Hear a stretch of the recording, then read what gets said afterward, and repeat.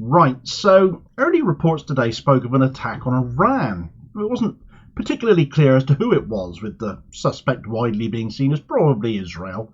We've been expecting Netanyahu to attack them again, hoping enough people swallowed the narrative that the strike by Iran on Israeli military targets the other day was unprovoked, ignoring entirely the fact that Israel had struck Iranian sovereign soil in Syria by striking at their embassy there. It has to be said, early messaging from Iran didn't help the confusion either, as they initially laid the blame for the strike, which was extremely limited from what is being said, on internal dissident groups. But commentary coming from Israeli bigmouths earlier on soon led to confirmation that Israel was very much responsible.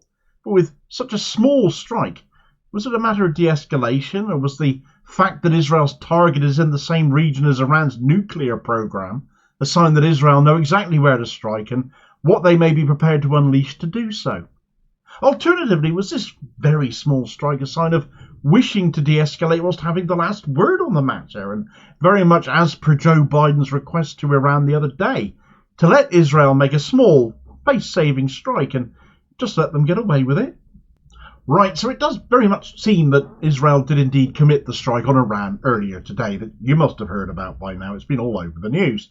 At time of writing, though, despite Iran claiming their response to any further attacks by Israel would be met by a severe and immediate response, we haven't actually seen that, and hopefully we won't either. The first wind we got today that Israel had committed this strike was from a couple of Israel's bigmouths. Tali Gottlieb, a member of Netanyahu's own Likud party, who was already called for Gaza to have a nuclear bomb dropped on it, put out a thinly veiled tweet saying, "Good morning, dear people of Israel. A morning in which the head is held high with pride. Israel is a strong and powerful country." I think the only thing that's strong and powerful here is the smell coming out of Israel. Well, we'll come to this show of strength and power in a moment. But someone decidedly less impressed was Israel's hard-right nutcase of a security minister, Itamar Ben-Gvir, who put out a slang term on Twitter apparently which translates to meaning weak or feeble.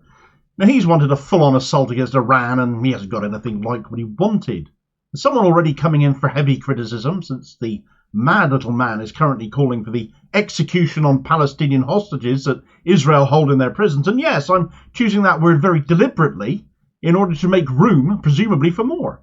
He said that on Palestinian Prisoners' Day, because yes, Palestine have such a thing because of how many of their people Israel hold.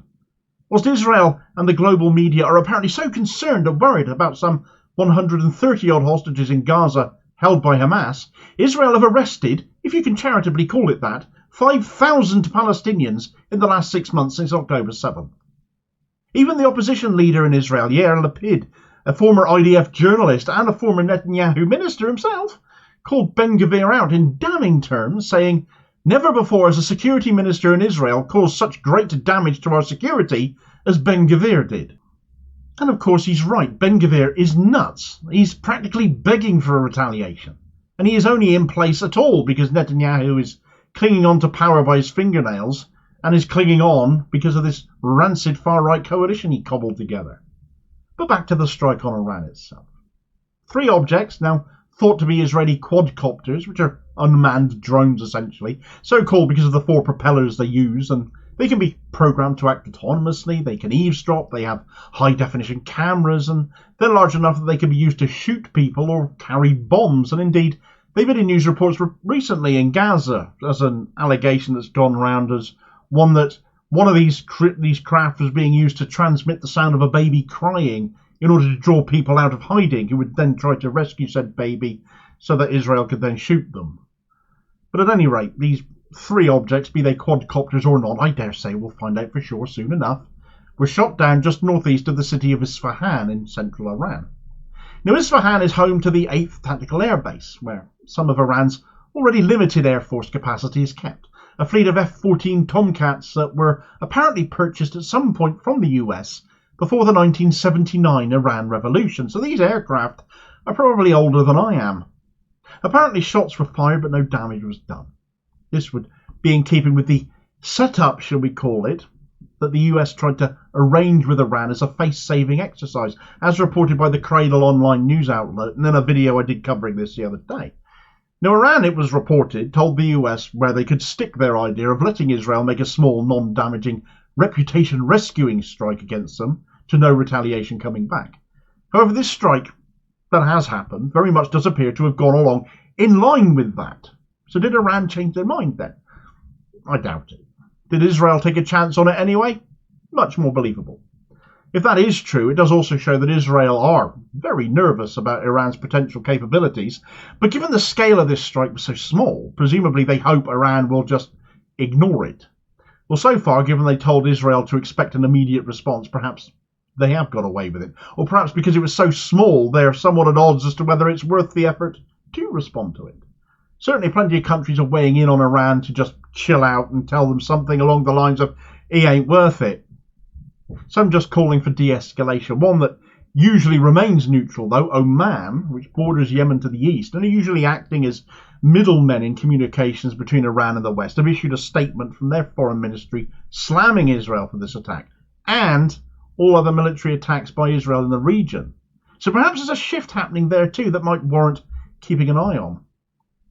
At any rate, this wasn't the first time Isfahan had been attacked by drones, by these quadcopters, allegedly from Israel, as this actually happened last year too, and this might be another reason why Israel perhaps think they might get away with this.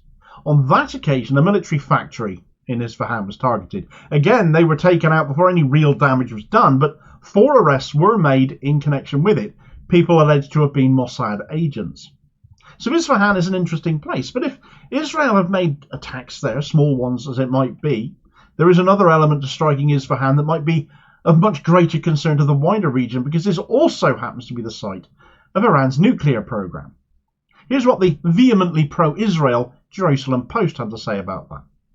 Sources have confirmed to the Jerusalem Post that the attack on Iran at Isfahan, attributed by sources in the New York Times to Israel, hit Iranian Air Force assets at Isfahan, almost right next door to the Islamic Republic's nuclear site in the same area.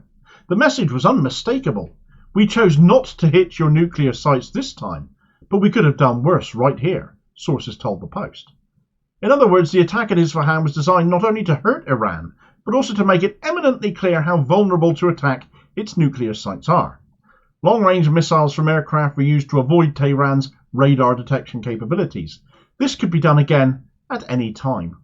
A not at all veiled threat there then. Thankfully, the International Atomic Energy Agency, the IAEA, have confirmed there was no damage to Iran's nuclear sites by this quadcopter attack either. But the message very much has been, well, there could have been, so know your place, Iran. It has to be said, though, that this attack, as it happened overnight, came a day roughly after Iran had made a similar threat to Israel, as Al Jazeera have reported. The nuclear facilities of the Zionist enemy have been identified, and all the necessary information from all targets is at our disposal, the IRGC's Brigadier General Ahmad Hagtalab was quoted as saying by Iran's semi-official Tasnim news website. "Our fingers are on the trigger of firing strong missiles to destroy the designated targets in response to a potential attack by them," said the commander of the IRGC division that is tasked with protecting Iranian nuclear facilities. Apparently, if Israel don't back off, Iran will begin nuclear weapon development as well, especially if Israel strike their nuclear facilities. Scary as all of this is, give props to the courage of ordinary Iranians, particularly those in Isfahan, who have carried on their day since as if nothing has happened, and in fact plan a demonstration in support of Gaza today as well. Time difference being what it is at time of writing, by the time this video goes out, it may already be underway or have already happened. Fair play in showing Israel, though, that you won't be intimidated by them. The very latest is that thankfully Iran don't appear interested in retaliating again at this moment in time, and anyway, it's been a diversion from the matter of Gaza, where Netanyahu is still hell-bent on going into Rafah. That's where the Middle East situation remains most serious. However, if you'd like to know more about the backroom deal the Biden administration tried to do with Iran to allow Israel one last final cheap shot, who knows if Iran did change their mind? I just can't see it myself, though. Nothing in it for them. Then this video recommendation here has all the details, and I'll hopefully catch you on the next vid. Cheers, folks.